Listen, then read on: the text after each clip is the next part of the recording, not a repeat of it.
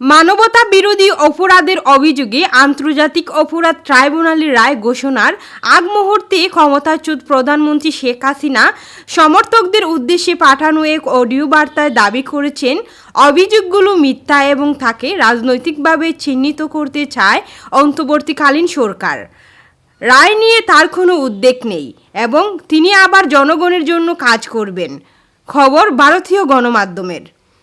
আন্তর্জাতিক অপরাধ ট্রাইব্যুনালের রায় ঘোষণার আগে পাঠানো অডিও বার্তায় আওয়ামী লীগ সভাপতি দাবি করেন, নোবেলজয়ী মোহাম্মদ ইউনূসের নেতৃত্বাধীন অন্তর্বর্তীকালীন সরকার তার দলকে শেষ করে দিতে চাইছে। এটা এত সহজ না। আওয়ামী লীগ শেকড় থেকে উঠে এসেছে, কোনো ক্ষমতা দখলকারীর পকেট থেকে না।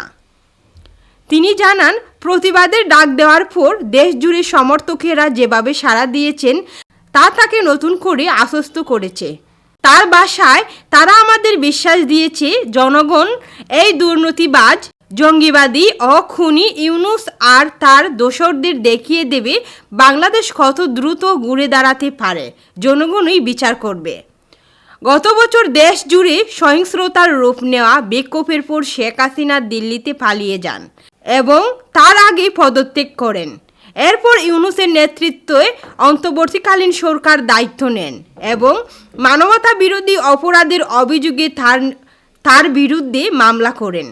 ঢাকায় আদালত হাজিরার নির্দেশ দিলেও তিনি তা অমান্য করেন।